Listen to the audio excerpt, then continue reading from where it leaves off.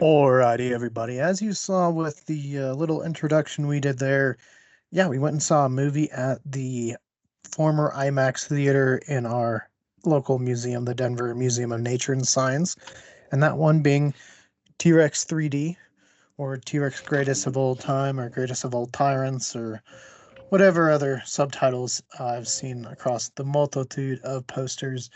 But this is one that I know we've kind of mentioned a couple times, and I've been trying to get us to go see. Just timing and not being able to go on a weekend didn't help our case. But luckily, we were off on this fine day and we're able to go up to the museum and also kind of luck out because the museum portion there is going to be doing some renovation, so it'll be closed, it sounds like, for a couple months. So yeah, we wanted to make sure we got it watched and reviewed for you guys before that happened. But as usual, my name's Keegan. Joining me today is Sam. Now, Sam, clearly this was both our first times watching this because we saw it in the theater. True, we did. Saw it in IMAX too. I haven't been to that particular IMAX theater in a while. Definitely brought back some nostalgic memories.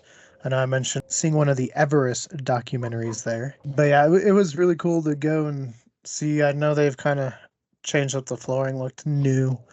But yeah, it was a fun experience, at least at the theater. What do you think? No, it definitely was. It was definitely pretty fun. I definitely enjoyed it. Remind me of one that I went to go see, but I don't think it was that theater. The one, it was like Ocean's Abyss. That one was a different one. Yeah, I remember seeing like Aliens of the Deep, and I think that was at the Colorado Boulevard, like whatever big theater that is, for school. Yeah, there was one I saw for school too. It might have been that same one you saw, potentially. But I thought it was like Ocean's Abyss or something that way. Yeah, it was wasn't 3D, but it was definitely more rounded than this one was. Yeah, so this one's 3D to the best of its abilities. Yeah, well, I guess we'll start there. Sam, how did the 3D do for you? I mean, I already wear glasses, and so when I put those on, my eyes were definitely watering and trying to adjust to it because it's very different. And I was just like, well, if it gets too much, maybe I can take them off. But when I looked down out of the glasses, it looked like I was seeing stuff without my glasses. It was just super blurry, and I was just like, well, that's not going to be possible.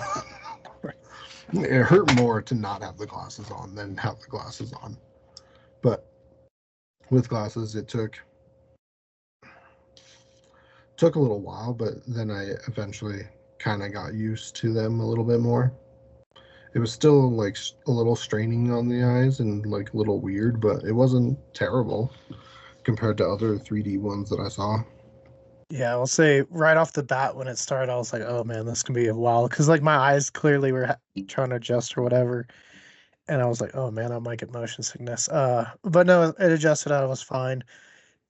I'll say the 3D wasn't too overwhelming. There wasn't, old 3D movies always had that shot where it was clearly trying to be a 3D movie and something was pointing at the screen.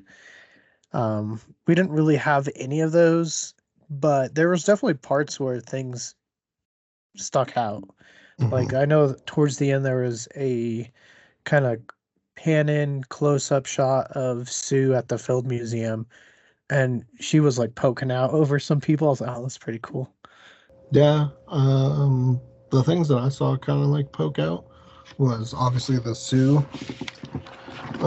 but also in the beginning when it was just saying who was in the film, the word boxes would pop out a little bit more than most of the other stuff, or it felt like it was popping out more from the scenery than the creatures or effects in it.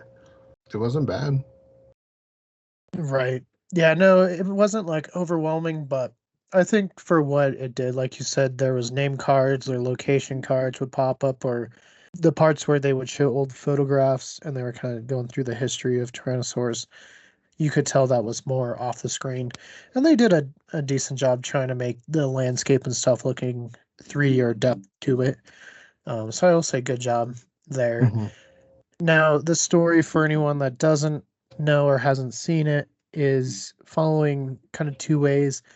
It follows the life of a Tyrannosaurus from like birth to death, kind of. I don't know if it's the same individuals, but that's the storyline we get. And then it also follows the story of a discovery of a juvenile Tyrannosaurus nicknamed Teen T Rex that is on display at the Denver Museum of Nature and Science, which will be showcasing at least some shorts in the nearest future. But eventually we'll do an actual fossil frenzy episode on. But Sam, we'll start with I guess, the story of the discovery. What was your thoughts with that? Was there any parts that you really enjoyed or liked with the actual like human portion and discovery one? It's some people that have a passion for just going out and exploring and dinosaurs and seeing what they can see, and they came across something and then was just like, I think this is this, and just called the right people, and so then they got to be a part of that whole experience of uncovering it. So that part was pretty fascinating, and its location that it is, I guess, is a hotspot for kind of like a bunch of fossils and other things in that area. So it was just a rare find and a very, very unique and pretty cool find for them to like uncover and just come across while exploring the valleys, and the formation of it is Hell's Creek, which is an interesting name, but like given how the kind of continents looked at that time, it kind of just made sense on why it was nicknamed that. Yeah, at some point I'd like us to get out to the Badlands and do some filming out there. It's not a terrible drive, but definitely a two-day trip at the least. Mm-hmm. Uh, but yeah, no, it'd be really cool to get out there and see the formations and just discuss the history because, like you said, lots of history, lots of dinosaurs coming out there, and a lot of the famous like end of the era of dinosaurs being like Tyrannosaurus and Monosaurus, Triceratops. Um, Pretty much any of the like well-known ones that you usually see depicted in a Cretaceous scene in a dinosaur documentary comes from the Hell Creek. Because usually any documentary I've seen, really, even Prehistoric Planet, has a Hell Creek portion where they show it. Um, but like you said, as far as like the story, it was really cool because obviously we had seen the fossil itself before seeing this movie. We've now seen the fossil a few times, but it's it's cool to see the fossil and like know the backstory. It's always been something fun that I've enjoyed when we've discussed those documentaries and just seeing all the work. And but while it is work, they're having fun doing it, you know? Everyone was laughing, joking, and it's not the funnest work. You're just out there just and it's hot and it's arid and dry, but you know, they were really excited to make this discovery, and that's what science and exploration's about. So it's always kind of cool to see, and also see like one generation that was influenced by another generation influencing the next. It's really cool. It's something we've talked about a lot here with history. Is it's hard to get people interested. So to make it fun is what it's about. Agreed. Now, the second portion of this, like I said, was the life and death of a tyrannosaur. Sam, what were your thoughts on that portion? I mean, it's unique to see how it like will forever kind of change with the more information we get, but how they were kind of going through how they looked over the years and what has been discovered, what has been kind of like shifted and changed and more refined from the information and understanding we have. Other than that, I mean, I kind of enjoyed it. It was pretty fascinating, Yeah, especially the scenes where the like young T-Rexes were being hunted by Quetzal, which would be pretty terrifying for a creature that went from like a small cat size to, what did they say, like a small horse. for the young tyrannosaurs. Hmm. Yeah, it went from like 6 feet to 20 feet. Yeah. Went from The very small cat to like to pretty six big. feet and 6 feet to 20 feet in a few years. They had to their growth pattern, like most theropods, kind of go up and then taper out. Like Tyrannosaurus is like it's really unusual how they grew. Oh yeah, and how much they had to consume while they were growing. Yeah. Yeah, no, like you said with the Quetzalcoatlus, it was nice to see them in a scene that portrayed them not just as like prey. Obviously, we've watched a few documentaries, and the older ones like just showed Quetzalcoatlus as like this scavenger that was really weak, and like the Tyrannosaurus was always bullying it. But lately, with like Prehistoric Planet and now this one, it's cool to see like Quetzalcoatlus get more of some due to what it was, just better characterization. Um, yeah, the transfer model was interesting. It has a very similar color pattern in the face, at least, to the Prehistoric Planet, where it's like a grayish red with like white stripes. So I thought that was interesting. I don't know if it's the same people that made it. Now, it had a super girthy neck. Like its neck was thick in this. Like it was like head, neck, and then body, and it was just like boom. Like there was nothing, no distinguishing like factors, which differs from like Prehistoric Planet. Again, who knows which of these are really closer to accuracy, because I'm sure like 20 years down the road we'll be like, look at how bad we thought it. And they even True. mentioned in this one with the feathers, like how feathered was it? At first had maybe a mane or just on its arms, and then they kind of gave it a full body, and then they're like, no, it's probably sparse, more like an elephant has like sparse hair because the environment's warm, it's big, and you don't need to keep that heat in when you're that big. But I thought the CGI looked pretty good for the most part, especially with the close-ups. It looked really good close-up shots.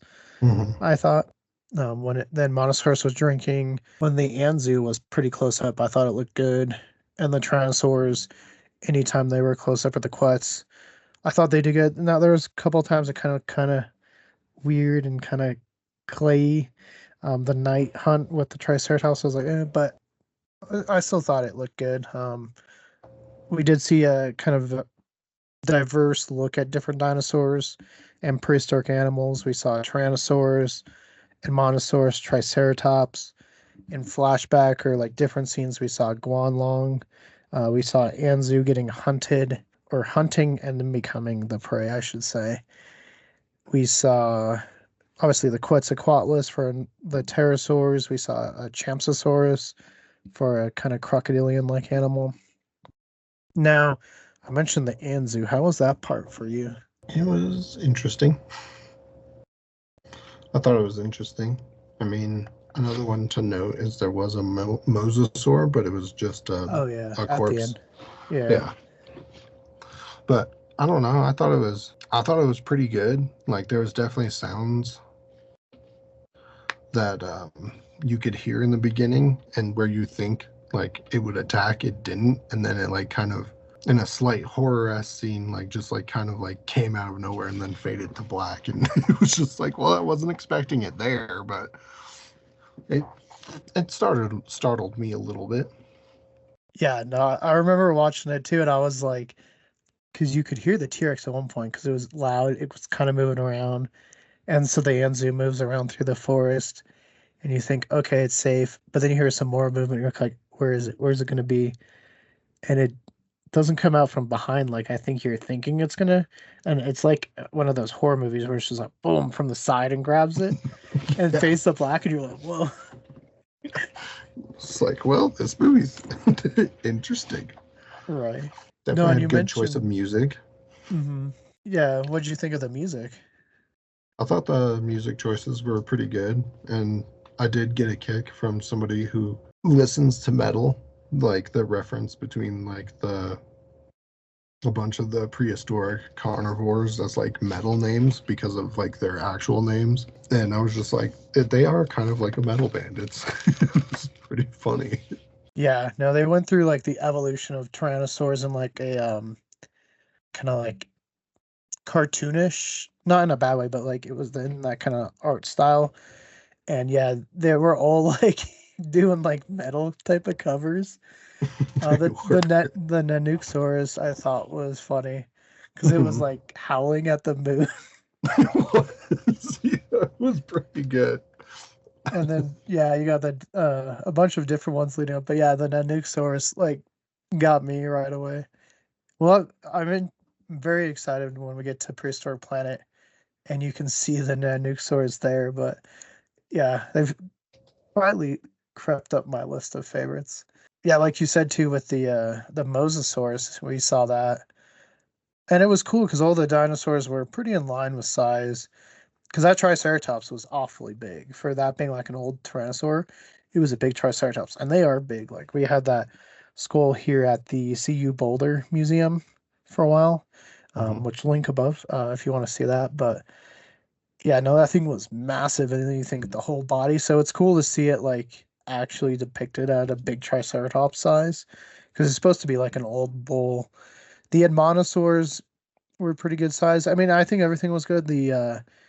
They kind of did kind of tickle at the idea of Nanotyrannus because obviously juvenile Tyrannosaurs looked so different that some people think it's Nanotyrannus. So that's why at one point the commentary was discussing how different of a niche they feel, where it's almost like a different animal because at that point in life they're like long-legged, super fast, super sleek, Hmm. eating probably different prey, where the big adults can tackle some of these. I mean, they got the weapons and Hmm. just mass to go off after. I mean, they're gonna go after weak and young like most normal predators, but if push comes to shove, they can go after the big ones too. Yeah, I mean, it makes complete sense for the teens to be more agile and more, like, not more deadly, but like with the like the speed a, a bit more deadly than like an adult. Like an adult can definitely hold its weight, but like the young ones would just be super agile and kind of quick. Yeah, no, I thought that was good that they distinguished that, and I thought overall too the science was good. You know, like Sam said, they went over kind of like the history of tyrannosaurs and as far as like discovery history. And you know, it's something we've seen before, but now it's been a little bit more updated from some of our previous one documentaries we've done, just because it's a newer one, obviously. But yeah, it was funny because we do have a commentator of note for this one. You can see narrated by Sam Neill, who you guys should know from Jurassic Park as Dr. Alan Grant. I even covered his autobiography here. Um, but yeah, at one point he talks about how good eyesight was for Tyrannosaurus, and they do make the little kind of passing joke of yes, even if you're standing still, which is funny coming from like Sam Neill, who's not full blown like Dr. Grant accent, because obviously he's talking more in his native accent. Um, but yeah, it's always great to hear Sam Neill. It just works perfectly because you think of him as Dr. Allen. At least I do. So Hmm. hearing him narrate it is great. Yeah. And then, of course, what did we do after we saw the movie? We went down and we actually got to relook at the Teen T Rex and see how much progress they've made since November when we first saw it. Just comparing first to now, it's Hmm. quite a bit. I mean, the Oh, it's a fern lot. is like almost completely out of there, and like you can see the jaws much better, and one jawbone is like broke, so it's like flipped around. It's kind of cool. Hmm. A little short so you guys can see it. True. No, there was a lot more progress since November. A whole lot. It was pretty crazy. Yeah. No, no. Overall, I think I had a good time. What about you? I definitely had a good time. It was fun. It was a nice watch. If you have a chance and if you are in Colorado before they close down the theater to go check it out, it's definitely Yeah. worth it. Yeah, I'd say the same thing. I don't know as far as when they reopen because they're not permanently closing down the theater here. It's just renovation they're doing over there. And I saw that the theater would be doing some closures for a while. So again, that's why we made the drive down there today was to make sure we got this in because we don't know if this is going to be back after it or not. But yeah, Hmm. if you get the chance, I do recommend it. And hopefully this gets like at least a streaming release. And I hope it gets like a physical media release. Personally, I'd love to own it because I really enjoyed it. I thought it was fun. It was a good little watch. It's only 74 minutes, so it's not like a huge time. Go museum, watch it, and then enjoy the rest of the museum, you know? True, it is. It is a good watch. And they tell you which way to exit. They do tell you which way to exit. At least in our theater, you go down one way and then you exit another way. Uh, Today we were having a lot of people like while we were waiting in line, like exiting back into the entrance, and it was like what? Because there's lots of like signs and voiceovers that are like, please exit up the stairs, not down. Mhm.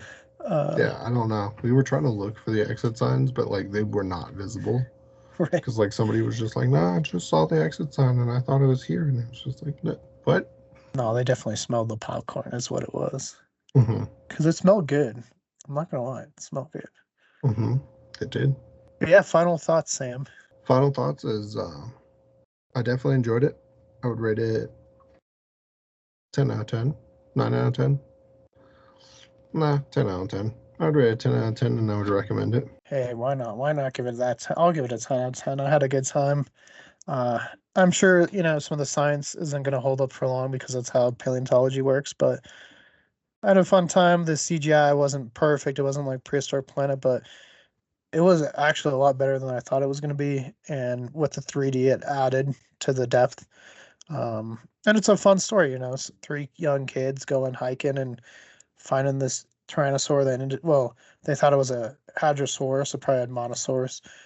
And then they dug, found T-Rex teeth, and they're like, "Oh, it's a Tyrannosaur." And then they realized, "Oh, it's a teenage Tyrannosaur because it's not that big." So it's a cool story, and yeah, I hope we get to see more stuff like it here.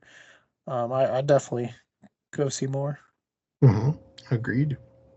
And it was cool that the Denver Museum people were the ones that went out there and plastered it and helped them teach them to dig stuff too. So that's pretty cool to know. And Yeah, got to see the process of how like they kind of like flip the specimen onto like netting for helicoptering, hmm and then like carefulness of it, and especially on the hill that they were, because steep hill it was a steep hill and it could have rolled and fell apart. and broke, yeah, which would have been terrible because it looks in pretty good condition from what we see. I mean, it's pretty intact, so that's cool. Yeah, no, I definitely recommend it. Try to get out and see if you can. And if you're in Denver, stop by and look at it. It's a cool specimen, one we will do a proper video on at some point because with it being here, like Sam said, it makes a lot more sense now because it would be weird for that to be found in a different state by different paleontologists and then brought here. I thought it was just because the documentary was here, but it makes more sense now that they actually went up there and helped them Mm-hmm. with the excavation and all that. So, yeah, no, it's really cool. Maybe we can try to get an interview or something, talk to them more about it. Walking around the museums, it's always fun for us to listen to people and the curators and stuff talk. So, yeah, we'll see what we can do. And yeah, we've done lots of Tyrannosaurus stuff. So if you like that, I'll put up a playlist at the bottom left. But for more Culz reviews, click the link to your top left. For more here at Culz Paranormal, click that link to your top right. And don't forget to hit that like and give us a Subscribe subscribe. and switch the notification bell from personalized to all if you want to be notified on all of the upcoming videos. And let us know, is there a dinosaur documentary or specimen you want us to talk about? Tell us in the comments below.